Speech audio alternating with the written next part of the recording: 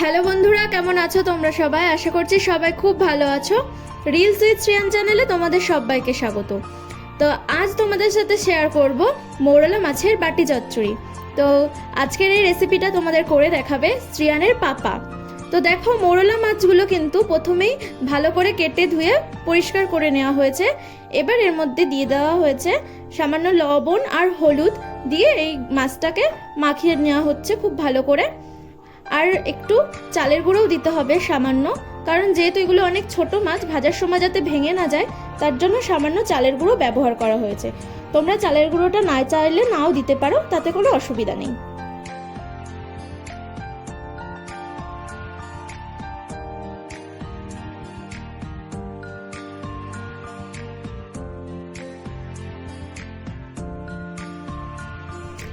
এবার একটা কড়াইতে কিছুটা পরিমাণে সর্ষের তেল দিয়ে তেলটা গরম হয়ে গেলে মাছগুলোকে দিয়ে ভালো করে লাল লাল করে ভেজে নিতে হবে।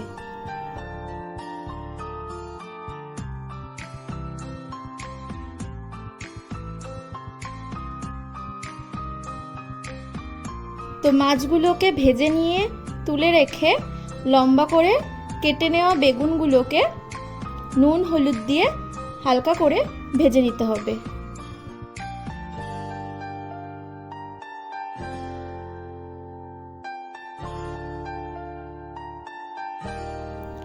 তো তেল গরম হলে এবার এর মধ্যে কালো জিরে ফোড়ন দিয়ে দেওয়া হলো।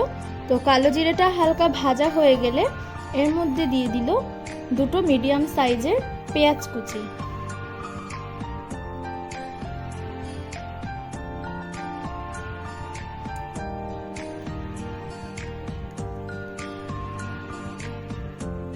তো পেঁয়াজটা তাড়াতাড়ি ভাজা হওয়ার জন্য এর মধ্যে দিয়ে দিল সামান্য পরিমাণে নুন আর একটু হলুদ।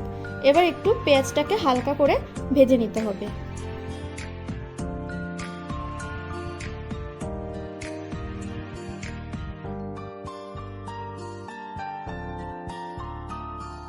এবার এর মধ্যে দিয়ে দেওয়া হচ্ছে 6-7টা চেরা কাঁচা লঙ্কা আর 4 কোয়া থেতো করে নেওয়া রসুন।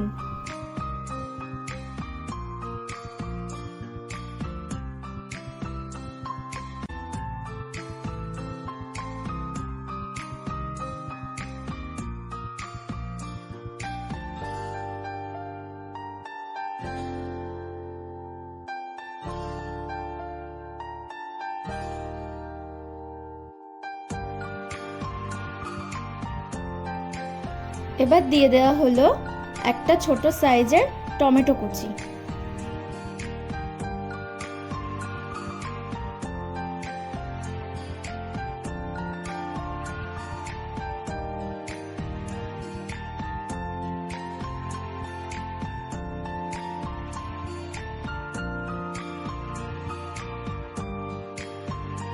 টমেটোগুলোকে নরম করে দেওয়ার জন্য হালকা পরিমাণে একটু নুন দিয়ে দেওয়া হলো।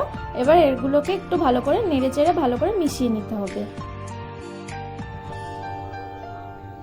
তো এবার এর মধ্যে দিয়ে দেওয়া হলো পাতলা করে কেটে রাখা আলুর টুকরো।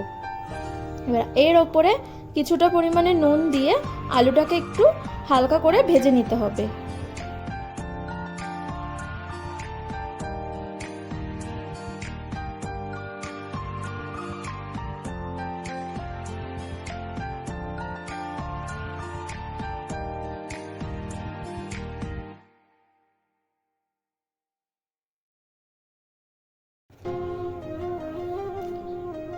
তো আলুটা ভাজা হয়ে গেছে। এবার এর মধ্যে দিয়ে দিতে হবে ভেজে রাখা মাছগুলো।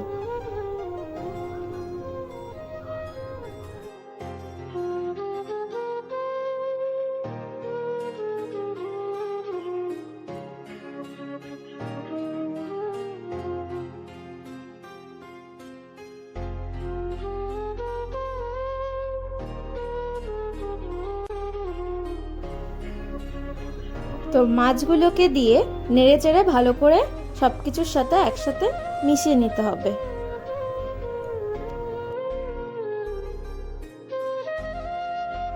তো এবার এর মধ্যে দিয়ে দিতে হবে পরিমাণ মতো জল।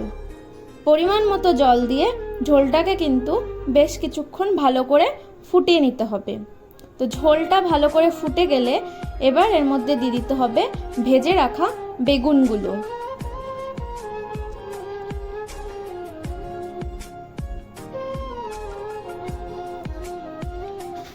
এবার একটা ঢাকনার সাহায্যে এটাকে ঢেকে রেখে আরও 5 মিনিট মতো ফুটিয়ে নিতে হবে।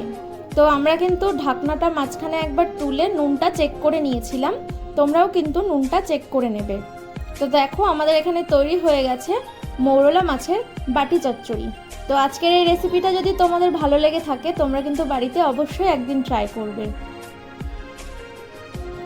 তো দেখো রেডি হয়ে গেছে আমাদের মৌরলা মাছের বাটি চচ্চড়ি। তো আশা করছি আজকের এই ভিডিওটা তোমাদের ভালো লেগেছে, আর ভিডিওটা ভালো লাগলে অবশ্যই একটা লাইক শেয়ার কমেন্ট করবে। আর যারা এই চ্যানেলটা এখনও সাবস্ক্রাইব করোনি তারা তাড়াতাড়ি করে চ্যানেলটা সাবস্ক্রাইব করে দাও। ওকে বাই, দেখা হচ্ছে আবার নতুন কোনো ভিডিওর সাথে।